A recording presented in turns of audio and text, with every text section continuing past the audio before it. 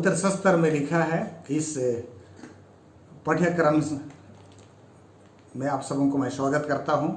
हम लोग जो है इस पवित्र शास्त्र में जो लिखा है इस विषय में जब कल से हम शुरू किए हैं उसको हम आगे जा रहे हैं। और आज के लिए जो हमारे जो विषय है उद्धार की योजना, मनुष्य को बचाने की योजना, इस पर आज हम चर्चा करेंगे। परमेश्वर जो है मनुष्य को बनाया और जब मनुष्य पाप में गिरा तो उसको जो है परमेश्वर उसको पाप से बचाया भी है और उसके जो है उसको फिर से वही जीवन जो मनुष्य ने खो दिया था उसको उसने देने का कोशिश किया। तो आज इस उद्धार की योजना परमेश्वर किस तरह से मनुष्य को बचाने की योजना बनाई, कब बनाई, उस पर हम आज चर्चा करने जा रहे हैं। बाइबल में हम लोग पाते हैं प्रकाशित वाक्य 16:6 में प्रभु ने सुसमाचार को क्या नाम दिया है। फिर मैंने एक और स्वर्गदूत को आकाश के बीच में उड़ते हुए देखा, जिसके पास पृथ्वी पर के रहने वालों की हर एक जाति और कुल और भाषा और लोगों को सुनाने के लिए सनातन सुसमाचार था।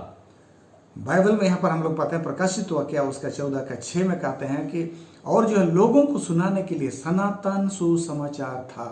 सनातन सुसमाचार कहने का मतलब जो सनातन शब्द से ही हम लोग समझ जाते हैं कि जिसका न कोई ना शुरू है और न कोई अंत है। सनातन माने जो है हमेशा से जो है स्थापित की गई सुसमाचार। तो प्रभु यीशु मसीह का सुसमाचार को, बाइबल का सुसमाचार को सनातन सुसमाचार का नाम दिया गया है। कभी कभी हम जो है हम सोचते हैं कि यह सुसमाचार जो है प्रभु यीशु मसीह के जन्म के पश्चात ही शुरू हुआ है और इसलिए आज से 2000 साल पहले से सुसमाचार को शुरू होने की बात की हम कल्पना करते हैं। लेकिन इस सुसमाचार जो है सनातन सुसमाचार है जो सदियों से, जो कि अनंत से जो बनी है। हम जो है इस बात को जानना चाहते हैं कि क्या जो है परमेश्वर को मालूम था जब मनुष्य को जब बनाया तो क्या परमेश्वर को मालूम था कि पता था कि वो मनुष्य पाप कर सकता है। इस पर हम पदस्थल हम पढ़ेंगे। मीका का किताब उसका 5:2 हम पढ़ेंगे। हे बैतलहम एफ्राता, यदि तू ऐसा छोटा है कि यहूदा के हजारों में गिना नहीं जाता, तो भी तुझ में से मेरे लिए एक पुरुष निकलेगा जो इसराइलियों में प्रभुता करने वाला होगा, और उसका निकलना प्राचीन काल से वरन अनादि काल से होता आया है। हाँ, बहुत अच्छी बात। यहाँ पर हम लोग ने मीका का किताब में हम लोग पढ़े जहाँ कि प्रभु यीशु मसीह के जन्म स्थान की भविष्यवाणी की गई है। लेकिन उसी पदस्थल में जो है ये पदस्थल कहता है कि प्रभु यीशु मसीह का आना, प्रभु यीशु मसीह का इस पृथ्वी पर निकलना प्राचीन काल से वरन अनादि काल से होता आया है। प्रभु यीशु मसीह का इस पृथ्वी पर आना सनातन से हमेशा से उसका जो है निर्धारित की गई थी। और इस तरह से हम पाते हैं, हम जानते हैं कि जब मनुष्य को जब बनाया परमेश्वर को अच्छी तरह से मालूम था कि वो पाप करेगा, इसलिए तब परमेश्वर ने मनुष्य को बचाने का उपाय पहले रचा। हम सभी को जानते हैं कि आदम और हवा को इस पृथ्वी पर बनाया गया। आजकल जो है विद्वानों ने हिसाब करके निकाला है कि करीब 4004 BC में आदम और हवा को परमेश्वर ने बनाया था। लेकिन हम जानते हैं कि परमेश्वर का अस्तित्व जो है करोड़ों साल से है, लाखों साल से है। लेकिन लाखों साल से रहने वाला परमेश्वर, करोड़ों साल से रहने वाला परमेश्वर जो है आज से जो है 6000 साल पहले यानी 4 BC में ही मनुष्य को क्यों बनाया। ये बहुत बड़ा सवाल है, ये समझने वाली बात है कि उससे पहले परमेश्वर मनुष्य को क्यों नहीं बनाया। और इसका हम जो है इस तरह से हम समझ सकते हैं कि परमेश्वर जो उद्धार की योजना, जिसका प्रारूप, जिसका खाका, जिसका नक्शा जो बनाया था, ये जो है उस समय लागू नहीं हो सकते थे। और परमेश्वर ने उस दिन के लिए उपाय किया जबकि परमेश्वर के द्वारा से बनाया गया वो नक्शा, वो खाका या प्रारूप जो है वो लागू हो सके। क्योंकि मनुष्य अगर जो है पाप करता है तो उसको बचाने का भी एक रास्ता होना चाहिए। और जब तक परमेश्वर के पास वो बचाने का उपाय का जो उस खाका जो तैयार किया गया था, प्रारूप तैयार किया गया था, वो पूरी तरह से उसकी कड़ी नहीं जोड़ दी गई, वो पूरी तरह से वो खाका जो है लागू नहीं हुआ, तब तक परमेश्वर मनुष्य को नहीं बनाया। इस सुसमाचार की नींव कब रखी गई थी, इसके विषय में नए नियम में कई पदस्थल दिए गए हैं, उसको हम पढ़ सकते हैं जहां पर इसका वर्णन करता है। जैसे कुलुस्सियों का किताब 1:26 को हम पढ़ते हैं। अर्थात उस भेद को जो समयों और पीढ़ियों से गुप्त रहा, परंतु अब उसके उन पवित्र लोगों पर प्रकट हुआ है। हाँ, प्रभु यीशु मसीह के विषय में जो है कुलुस्सियों का किताब में पौलुस कहता है कि उसके उस भेद को जो पीढ़ियों से जो है और समयों से और पीढ़ियों से वो गुप्त था। प्रभु यीशु मसीह का आना, उसके इस पृथ्वी पर आकर के एक उद्धारकर्ता बनने की बात एक गुप्त भेद था, परमेश्वर की योजना था जिसको परमेश्वर ने अपने वश में रखा था। तो कहता है वो पीढ़ियों से और जो है सदियों से समयों से परमेश्वर अपने इस भेद को अपने पास गुप्त रखा था। कहता है रोमियो का किताब 16 और उसका 25 में क्या कहता है? आज जो तुमको मेरे सुसमाचार अर्थात यीशु मसीह के संदेश के प्रचार के अनुसार स्थिर कर सकता है, उस भेद के प्रकाश अनुसार जो सनातन से छिपा रहा। हाँ, उस भेद के प्रकाशन अनुसार जो सनातन से छिपा था। तो प्रभु यीशु मसीह का आना, प्रभु यीशु मसीह का उद्धारकर्ता बनने का जो रहस्य, उसका जो योजना उस परमेश्वर के पास जो सनातन से छिपा हुआ था। और ये योजना को परमेश्वर उसका जो खाका जो बनाया था, जब उस लागू पूरी तरह से लागू हुआ, तभी उसने परमेश्वर ने इस पृथ्वी पर आदम को बनाया था कि जो है जब पाप कर रहे तो उसको बचाया भी जा सके।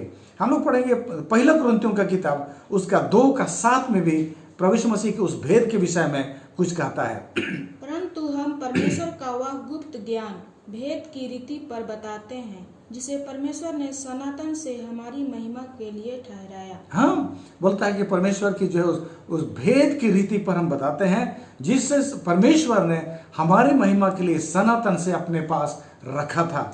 तो इस तरह से हम जो है इन पदस्थलों को पढ़ने से हम ये निष्कर्ष निकाल सकते हैं कि प्रभु यीशु मसीह का उद्धारकर्ता बनने की जो बात जो है, ये जो रहस्य जो है, ये भेद जो है, ये योजना जो है परमेश्वर ने बना लिया था। और ये योजना जब तक पूरी तरह से जब लागू नहीं हो गई, उस योजना पर पूरी तरह से काम नहीं हुआ, तब तक परमेश्वर ने मनुष्य को नहीं बनाया। और इस सारी योजनाओं को पूरा करने के बाद ही परमेश्वर ने मनुष्य को बनाया। और इस तरह से हम आज इस पृथ्वी का इतिहास को हम पाते हैं। आइए हम आगे हम लोग पढ़ते हैं यह सनातन भेद किस पर आधारित था, किस चीज पर आधारित था। इफिसियों का किताब उसका 3:9 और 11 को हम पढ़ते हैं। और सब पर यह बात प्रकाशित करो कि उस भेद का प्रबंध क्या है जो सबके सृजनहार परमेश्वर में आदि से गुप्त था। 11वां पद, उस सनातन मनसा के अनुसार जो उसने हमारे प्रभु मसीह यीशु में की थी। हाँ, तो बोलता है कि ये जो है भेद जो था, ये रहस्य जो था परमेश्वर के पास, जो गुप्त जो भेद था, ये प्रभु यीशु मसीह में था।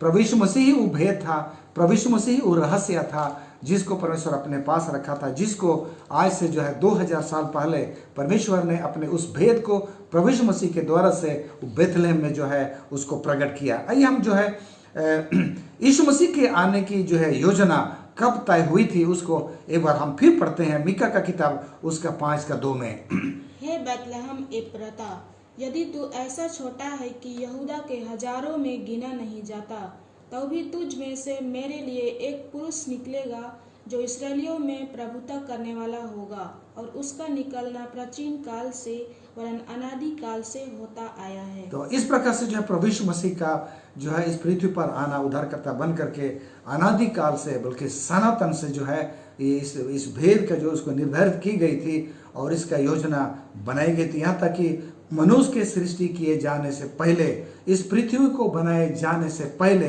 प्रभु यीशु मसीह का इस योजना, उद्धार की योजना, उसका प्रारूप को जो है तैयार किया गया था। आइए हम आगे पढ़ते हैं यूहन्ना का किताब उसका 17:24 में क्या कहता है। हे पिता, मैं चाहता हूँ कि जिन्हें तूने मुझे दिया है, जहाँ मैं हूँ वहाँ वे भी मेरे साथ हों, कि वे मेरी उस महिमा को देखें जो तूने मुझे दी है, क्योंकि तूने जगत की उत्पत्ति से पहले मुझसे प्रेम रखा। हाँ, यहाँ पर बोलता है प्रभु यीशु मसीह जो है यूहन्ना का किताब उसका 17:24 में बोलता है, हे प्रभु जो है इनको जो है वो महिमा को देखें जो मेरे महिमा मेरे साथ जो थी, जो जगत की उत्पत्ति की मेरे साथ थी, ताकि जो है ये जाने। तो प्रभु यीशु मसीह कहता है जो लोग मुझे सौंपे गए हैं, ये लोग जो है इस पृथ्वी पर आज नहीं सौंपे गए हैं, लेकिन प्रभु यीशु मसीह मानव जाति को सौंपा गया है ताकि संपूर्ण मानव जाति प्रभु यीशु मसीह के द्वारा से उद्धार पाए। तो हमारा उद्धार जो है पूरी रीति से प्रभु यीशु मसीह के नाम से जो बनी हुई जो योजना है, वो प्लान है, उस पर जो है निर्भर करता है।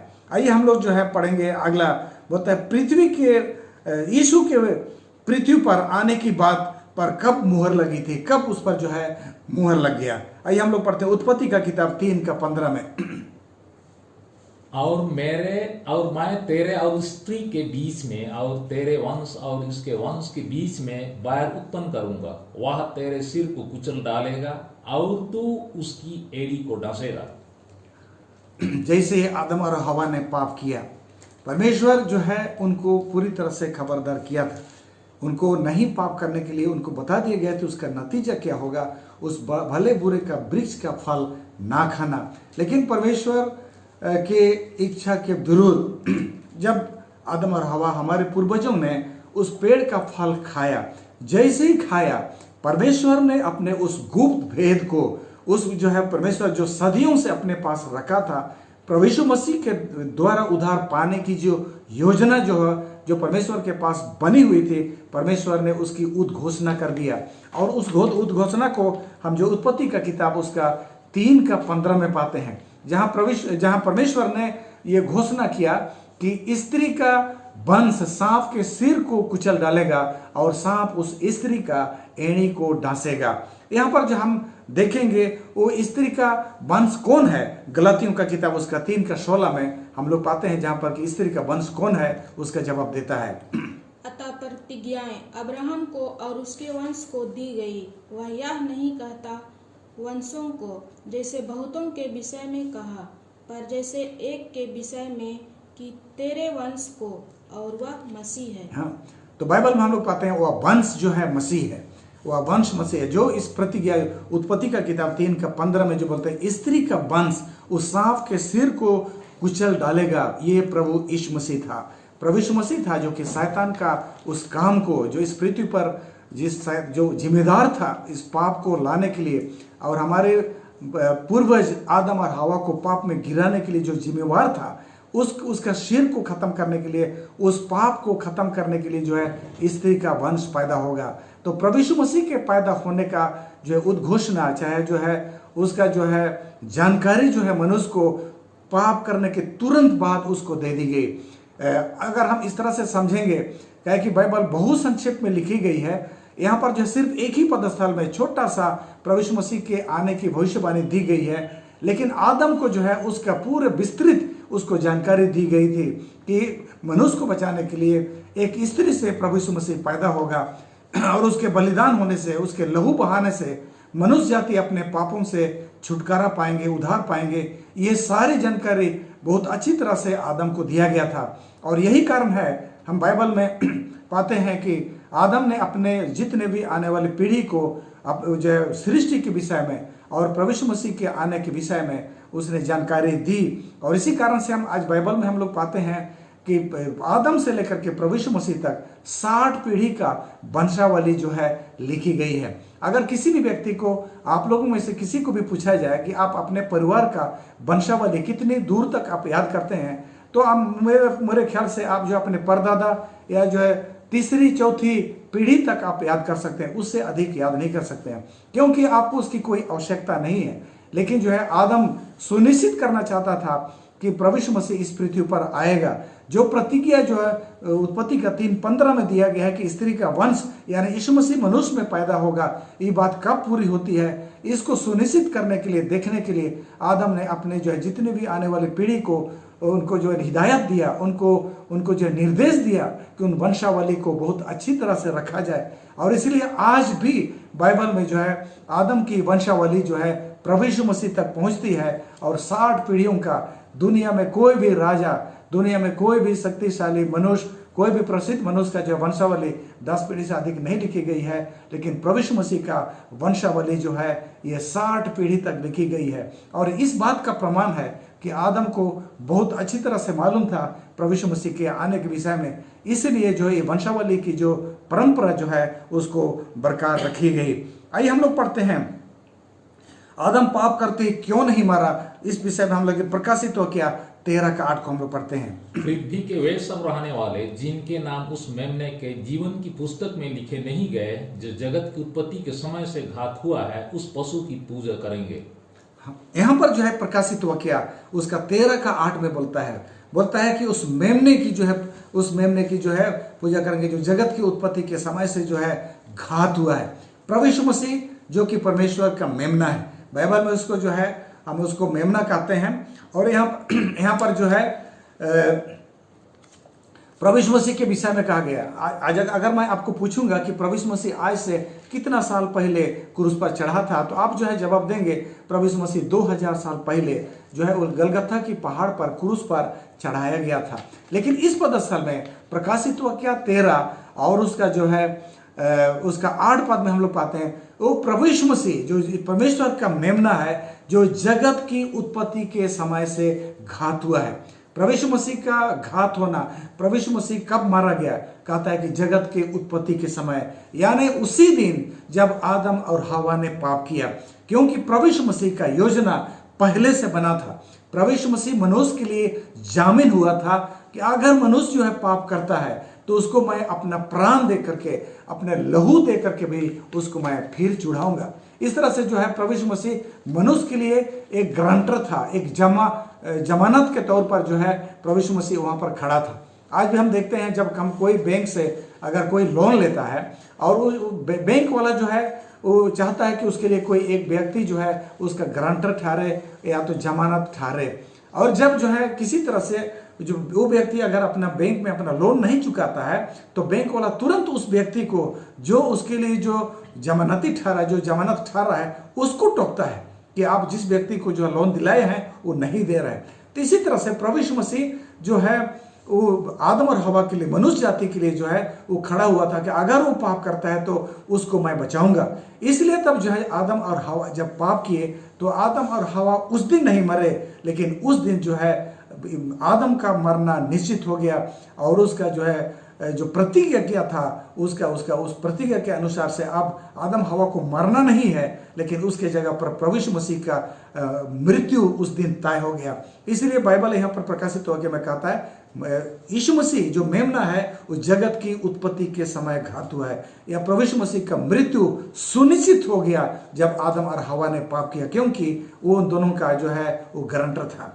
आइए हम लोग आगे पढ़ते हैं उद्धार की योजना किस सिद्धांत पर जो है आधारित है।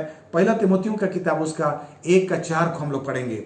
और उन कहानियों और अनंत वंशावलियों पर मन न लगाएं जिनसे विवाद होते हैं और परमेश्वर के उस प्रबंध के अनुसार नहीं जो विश्वास पर आधारित है। हाँ, कहता है वंशावली जो है और जो परंपरा, इन सारे बातों पर मन न लगाए, बोलता है ये उन सारे बातों पर नहीं है जो विश्वास पर आधारित है, कहता है। तो प्रभु यीशु मसीह का ये उद्धार की योजना जो बनाई गई, उसके जो प्रारूप जो तैयार किया गया, शुरू से ही ये विश्वास पर ही आधारित था, ये विश्वास पर आधारित था। और इसलिए जो है आदम और हवा ने पाप किया, जरूर जो है आदम हवा को जो है उनको बताया गया कि मैं इस पृथ्वी पर तुम्हें बचाने के लिए आऊंगा और तुम्हें जो है तुम लोगों के लिए इस पृथ्वी पर मैं स्त्री से पैदा होऊंगा। आदम हवा को परमेश्वर पूछा होगा क्या तुम लोग विश्वास करते हो कि मैं इस पृथ्वी पर आऊंगा तुम्हें बचाने के लिए और तुम्हें बचाने के मैं आऊंगा? और आदम हवा ने जरूर जवाब दिया होगा हाँ प्रभु, हम विश्वास करते हैं। तो इस तरह से जो है प्रभु यीशु मसीह के द्वारा उद्धार पाना सिर्फ और सिर्फ विश्वास पर ही आधारित है, विश्वास के सिद्धांत पर यह जो है आधारित है।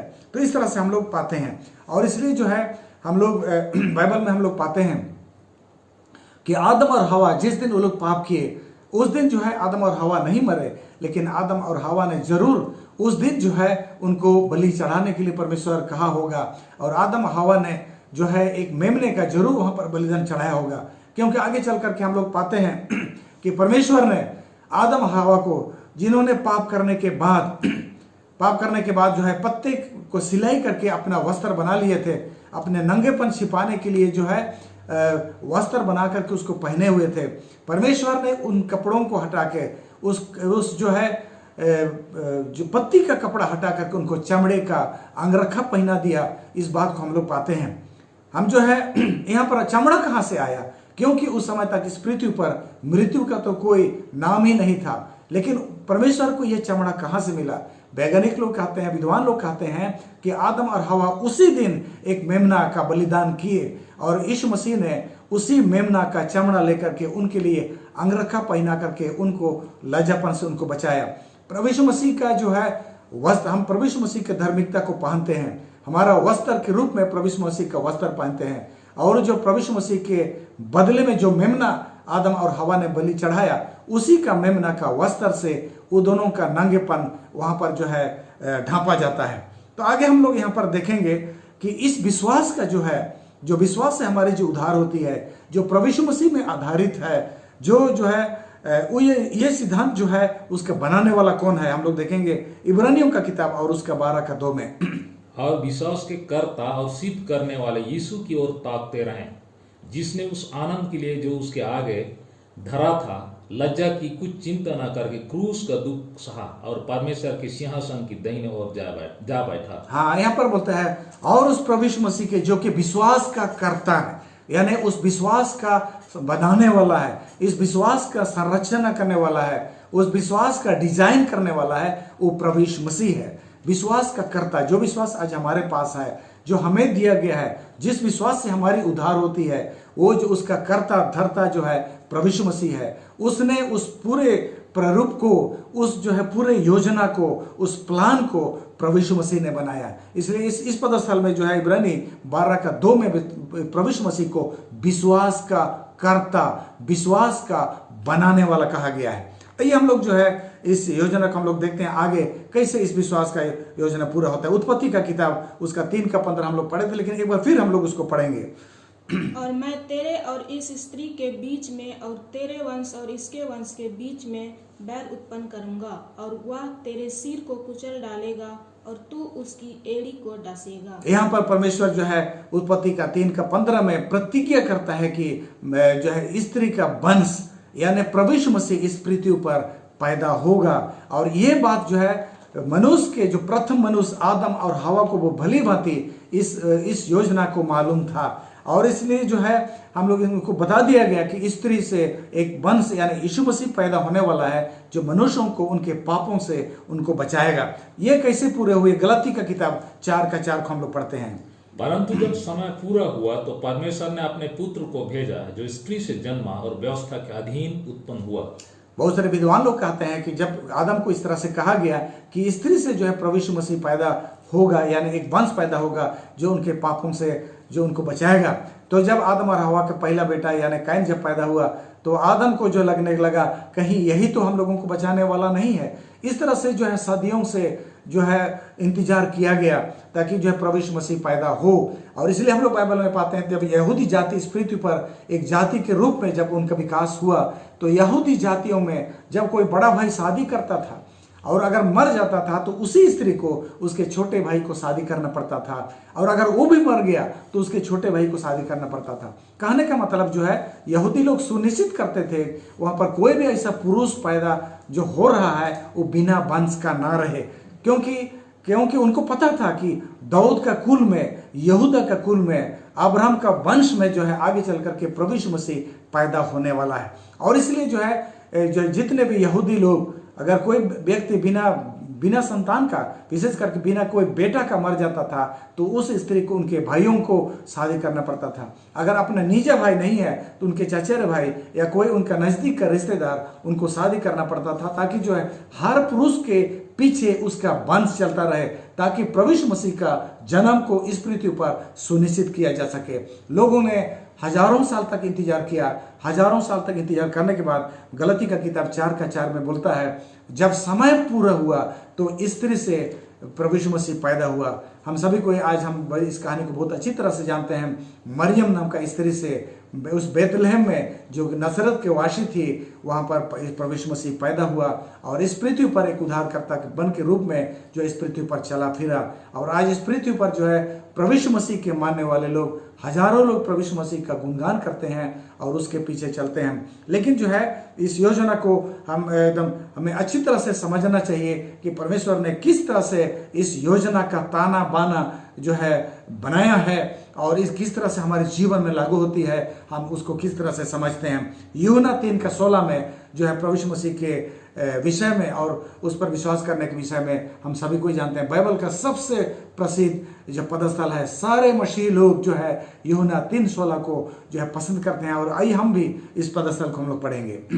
क्योंकि परमेश्वर ने जगत से ऐसा प्रेम रखा कि उसने अपना एकलौता पुत्र दे दिया ताकि जो कोई उस पर विश्वास करे वह नष्ट न हो परंतु अनंत जीवन पाए। हाँ, परमेश्वर ने जगत से ऐसा प्रेम किया कि अपना एकलौता पुत्र दे दिया। बाइबल कहता है कि परमेश्वर का एकलौता हमारे लिए दिया गया था कि हम जो है उस पर विश्वास करके नाश ना हो परंतु अनंत जीवन पाए।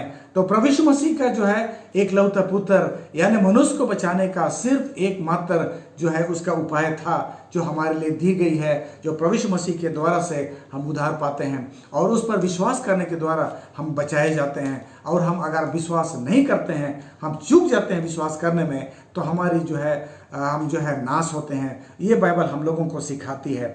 तो जो है आइए हम बाइबल में हम लोग पढ़ेंगे कितना विश्वास है और कितना विश्वास के विषय में अगर हमें जानकारी है तो इफिसियों का किताब उसका 4 का 5 पद को हम लोग पढ़ेंगे। एक ही प्रभु है, एक ही विश्वास, एक ही बपतिस्मा। बाइबल कहता है एक ही प्रभु है, एक ही विश्वास है और एक ही बपतिस्मा है। सब कुछ एक है। बाइबल में अगर हम देखेंगे तो सब कुछ एक है। आज दुनिया में बहुत सारे लोगों के पास बहुत सारे चीजें हैं, लेकिन बाइबल में हम लोग पाते हैं एक ही है, एक ही परमेश्वर है, एक ही मार्ग है, एक ही विश्वास है, एक ही बपतिस्मा है। सब कुछ एक ही है। एक ही विश्वास है जो प्रभु यीशु मसीह पर आधारित है और ये जो सनातन का विश्वास है, सनातन सुसमाचार का एक हिस्सा है विश्वास करना। और ये मनुष्य को भी बनाने से पहले इस विश्वास का जो स्थापित की गई है, इसको बनाया गया है।